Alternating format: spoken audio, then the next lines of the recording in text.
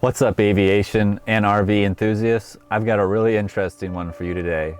Today we're taking a look at the Sikorsky 58 and more specifically the Winnebago Heli-Home, the only flying RV and camper ever made. And as I'm sure you can imagine, this really leads to limitless possibilities of where to take your RV. And in this video we're going to take a look at why this is such an awesome idea that unfortunately never really took off. And if you're new here and don't know me, my name is Cameron Cooper. I'm an aircraft mechanic and travel enthusiast, and you are watching Relative Motion, the channel all about showing you the most interesting places in the world and the best means to get you there. And Relative Motion is a new channel, so if you like this video, consider subscribing below, which is the best way to help more videos like this come your way. Here we go.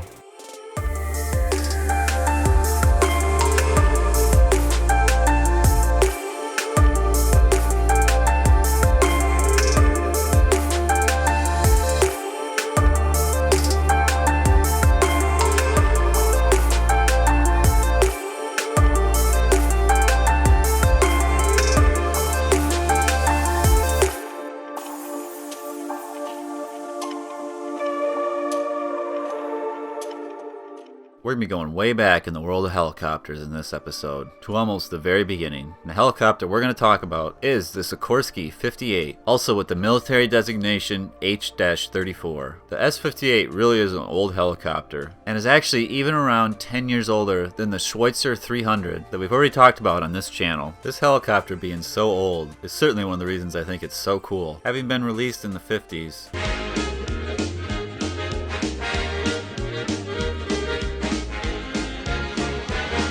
And having the birth of helicopters be so new still. You were really somebody back in the 50s if you were flying around in one of these. And I think you can certainly see this in the fact this was actually one of the very few helicopters to be Marine One, which is the helicopter that flies around the President of the United States. The idea of Marine One and having a private helicopter for the President to be able to get the President to more remote locations without being restricted to landing at an airport. And the helicopter they picked in 1957 was one of the very few available helicopters at the time, and was a two-place helicopter called the Bell 47. And while I've never seen it printed, the exact reason that the Bell 47 actually only lasted 1 year before it was replaced with the S58 in 1958, I would imagine the biggest reason for this switch is just the obvious fact a two-place helicopter is not nearly as practical for the President as a large helicopter like this. While the Bell 47 only had 1 year, the S58 actually only had 3 years before it was replaced with the VH-3 in 1961. But the crazy part to me about this is actually the helicopter they still use today, which just blows my mind that they haven't upgraded in 60 years. Although to be fair, in 1987 they introduced a second presidential Marine One that's basically a modified Black Hawk helicopter that they gave the very witty name of the White Hawk. And as far as I know, there are plans to replace the VH-3 actually fairly soon with what will be called the VH-92, and this is based on the Sikorsky 92, which actually is a helicopter I'm going to talk about a little later in this video, so I won't discuss that any further here. So some of the reasons to me the Sikorsky 58 is such a cool helicopter is, realistically, it's really the only radial helicopter still flying around in any number today. While there are some other helicopters still flying around, like the Flying Banana that we've talked about already on this channel. If you remember, in that video, I said there was only one of those left, where, while I'm just making a wild guess, I'd imagine there's still probably 20 to 30 of these radial S58s still flying around. And one of the reasons I really think radial engine helicopters are so cool is certainly for the time they had a lot of issues they had to overcome in order to build a machine like this. And this revolves around the fact radial engines were pretty much the largest engines available at the time for aircraft, and they were pretty popular in large fixed-wing aircraft because they inherently have a design that makes them good for aviation. Because aviation engines are typically air-cooled instead of liquid-cooled, they require a large amount of air to be forced over the engine in order to keep it cool. And on a fixed-wing aircraft with a propeller, this is accomplished very easy just by the byproduct of the fact that propeller pushes a ton of air through the engine, thus keeping it really cool. But when you put a radial engine on a helicopter, you're going to be using it to drive a rotor and not a propeller. So now you've lost that basically free, really efficient cooling for the radial engine. So to overcome this, if there's no propeller on a radial engine, there has to be a fan built into the aircraft that usually uses ducting to force air over the engine in the same way the propeller would do on an airplane. And the other inherent disadvantage of radial engines in helicopters is, like I mentioned in the Flying Banana video too, they have a large diameter, so they can become pretty hard to put into a helicopter, which is why most radial engine helicopters, just like this one, actually have the pilots almost on a second floor above the main cabin on this helicopter. So the downside of this design is these helicopters are going to be slower because they're not nearly as streamlined as helicopters today. However, in general, I would say it does give you more room inside the cabin compared to a similar sized helicopter, which is why it's pretty amazing you can actually fit in an economy style seating somewhere around 12-ish people in this lower cabin. But for more of an executive layout, like for Marine One, like I mentioned earlier, it's probably going to fit only 6 to 8 passengers comfortably. So because this helicopter is powered by a radial engine, with its cumbersome and awkward size, they're going to have a similar layout to this helicopter, which is certainly unique in the world of helicopters, having the cockpit located above the cabin in what I would call a pilot house. And the reason for having the pilots in this pilot house is because the engine is actually located in the nose of this aircraft, which again also leads this thing to certainly having a unique look. But a lot of the time, the more quirky a vehicle looks, the more interesting it is to me. And I think having this really blunt nose on this helicopter is particularly interesting if you're creative and you're into painting faces and animals on your aircraft, especially if you wanted to paint this whole thing like a whale, because I certainly think this helicopter looks like one. But the advantage to having this tall helicopter, especially for its relative size and weight, I certainly think it makes this helicopter a great candidate to become the flying RV, which for some reason is an idea that has never really taken off. This certainly seems unfortunate because, at least to me, this seems like a really good idea, especially since one of the whole points of an RV to me is going far out in the middle of nowhere to really unique locations, and I can't think of a better means to do this than with a helicopter. Because while admittedly, because this is now a helicopter, you might not be able to land it at the normal spots you would have an RV, but I really think this opens up a ton of really great and unique places to take an RV. And like I had said, because this helicopter has a taller cabin, and it's probably the smallest helicopter that you could stand up inside, which certainly makes this the ideal candidate for the flying RV, since helicopters can certainly get really expensive. This also gets me to an interesting point about this helicopter though. It's just like a lot of piston aircraft, and in particular radial engine helicopters, once turbine engines became popular, they many times offered turbine engine upgrades. And while normally I'm not a fan of these, mostly from a selfish standpoint, that there's barely any radial engine helicopters left, so to me it's nice to see the ones remaining stay the way they are, especially for the spirit of this thing, since it is such an old helicopter. It doesn't sound anything like a modern helicopter when you start it up. It pretty much sounds like a speedboat.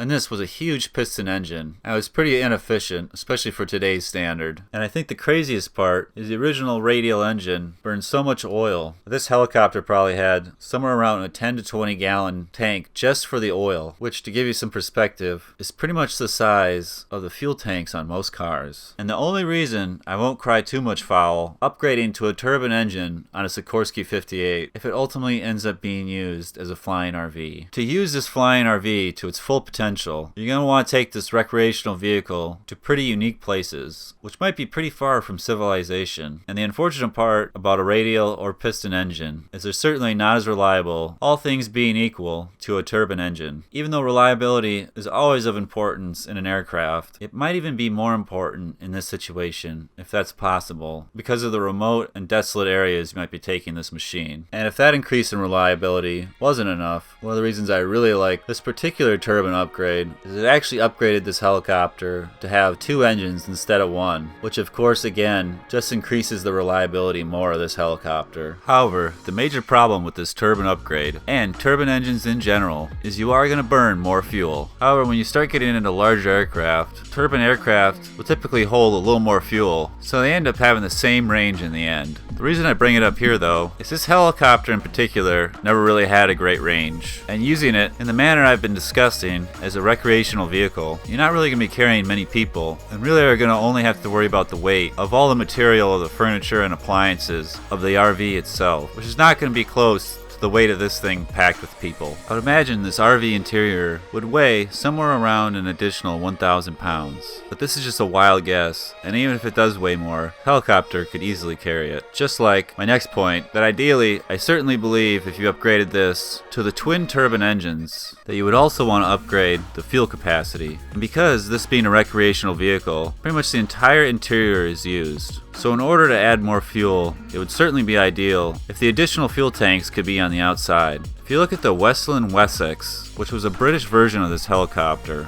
that's a good example to look at when talking about the twin turbine version of this, because this was only really built in a twin turbine engine configuration. And I have seen, for the Wessex, at least one external tank that looks to be somewhere around 150 gallons. But it does appear to be on only one side of the aircraft, which is a little odd. I would certainly hope you could put one on each side, which would be very ideal. I think giving you somewhere around 300 additional gallons, which about exactly doubles the fuel capacity of this helicopter, giving you a combined total around 600 gallons. And the original range of this helicopter is just over 200 miles, but by doubling the fuel, I think even with the turbine engines, you would still have a range pretty close to 400 miles, which to me would be much more adequate for this odd use for this helicopter as a recreational vehicle. Because like I mentioned, I would think you'd be wanting to take this to more remote locations, to really use a flying RV to its full potential. And if that wasn't enough, to take this to even more remote locations, they did offer this helicopter with floats, allowing it to land in any body of water and still being able to land on land.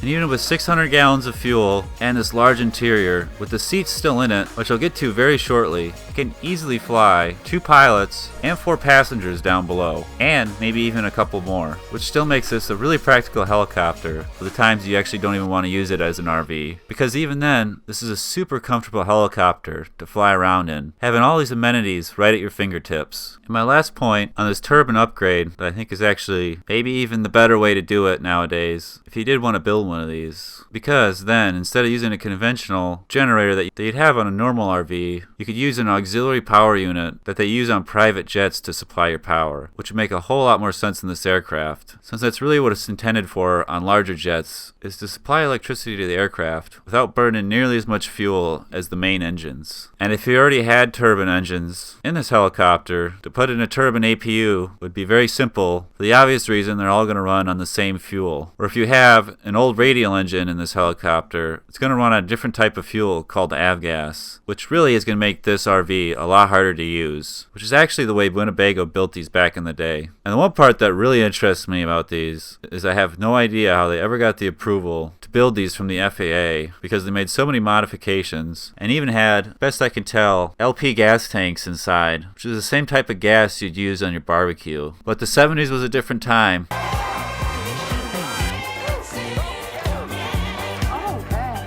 Maybe the FAA was a lot looser back then. But if you made one of these now, I think you'd be much better off using turbine engines, because they would all run off the same fuel. And, which I'm about to get into, I think you could run all the systems on this RV just off the diesel fuel and from the electricity generated from that APU. If I am being totally objective here though, there probably are better helicopter options if money is no limit for making a flying RV. Like the Sikorsky 92, which I mentioned at the very beginning of this episode, is going to be the new replacement for Marine One. This helicopter already has 2 turbine engines and an APU like I just mentioned. Plus it even has a rear cargo door, so you could maybe carry a boat, a 4-wheeler, or some other vehicle in this helicopter to even use where you land. But this helicopter has a very similar layout, especially since it's pretty customizable. And the most aft part, I certainly think this is where you could put the kitchen and more of the traditional RV features, and then you'd still have a dining area and a bathroom. But this certainly gets me to why the Sikorsky 58 might have been the better option for a flying RV, since I think you could potentially build a flying RV out of Sikorsky 58 for not much more than $1 million, or Sikorsky 92, brand new, costs $27 million. However, you might be able to pick up a used one for somewhere around $7 million, but that's still a whole lot more expensive than the 58. And if you want to get this helicopter for even cheaper, probably by sticking with the original Radial engine that came with this helicopter. It would still be hard, like I mentioned, to generate electricity for the RV when it's just sitting there. And if you really are trying to do this on a budget, I think a really cool option to explore potentially, as there are actually really old gasoline APUs, and I think a lot of them came out of World War II actually. They were used on the larger bombers to aid in starting all 4 large engines on these bombers, which by the 4th engine took a fair amount of power to get them all going. And I certainly think it would be really cool if you could refurbish one of these and stick it in here to generate the electricity for your RV if you are using a radial engine. The original flying RV, and really the only one ever created, was made by the giant in the RV industry, Winnebago. And I really think they did this project justice. And to take a blast back to the 70s,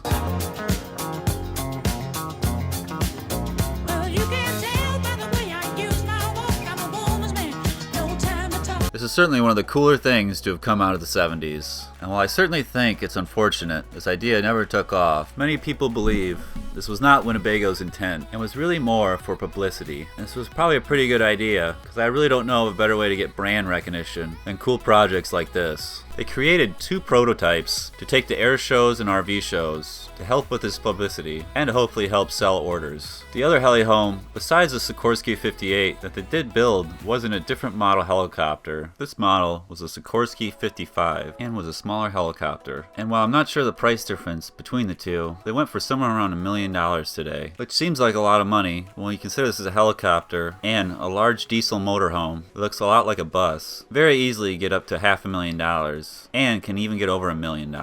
So this certainly isn't too crazy for a high-end motorhome, especially one that flies. And I really do believe between the two, the Sikorsky S58, which this video is about, was the better Heli-Home that they created. And the Heli-Home was the name Winnebago invented for these flying RVs. But because the Sikorsky 58 was larger, in this video I'm really going to focus on the 58 model. But I certainly plan on doing a video on the Sikorsky 55 in the future, so look out for that video. And I'll probably briefly talk about that version of the Heli-Home in that video. Between the two helicopters, they only got somewhere around 6 to 8 orders, and the very unfortunate part is, as best as I can tell, these don't exist anymore.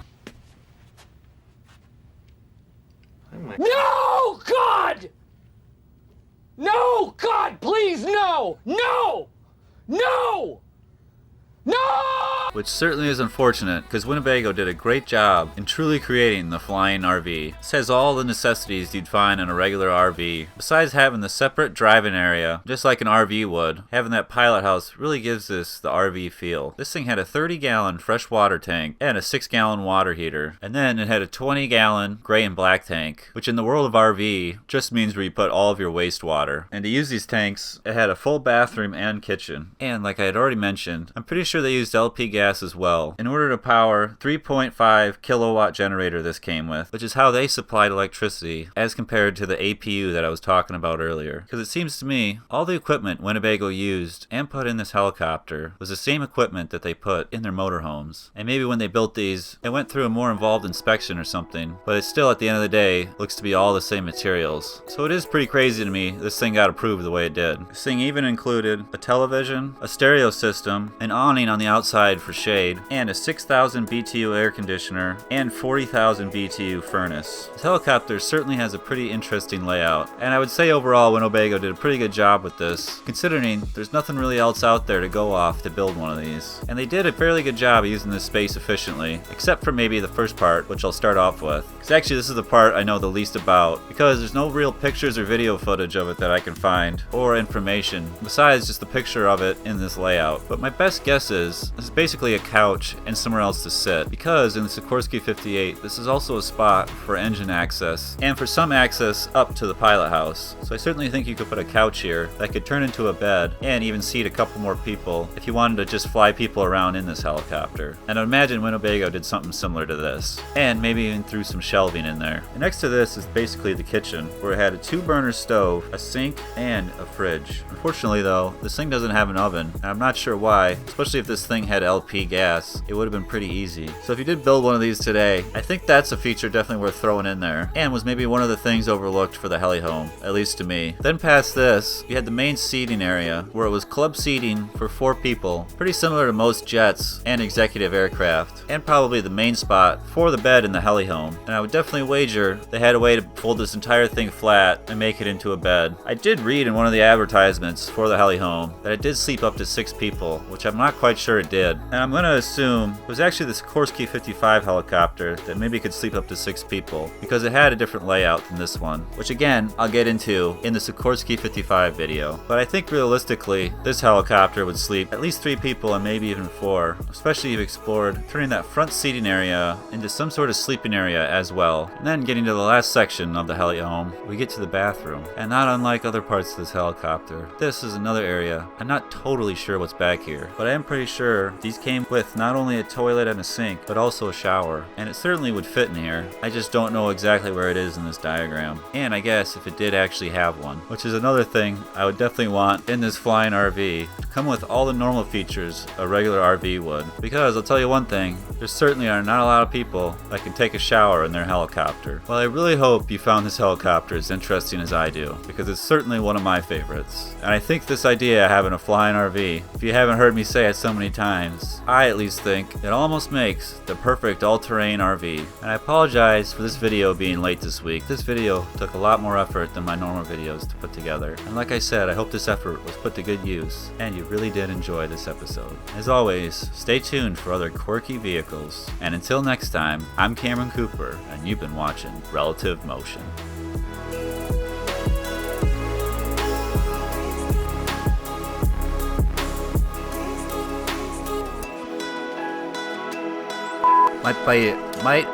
It was really more for publicity. You can tell by the way I use my walk, I'm a woman's man. No time to talk.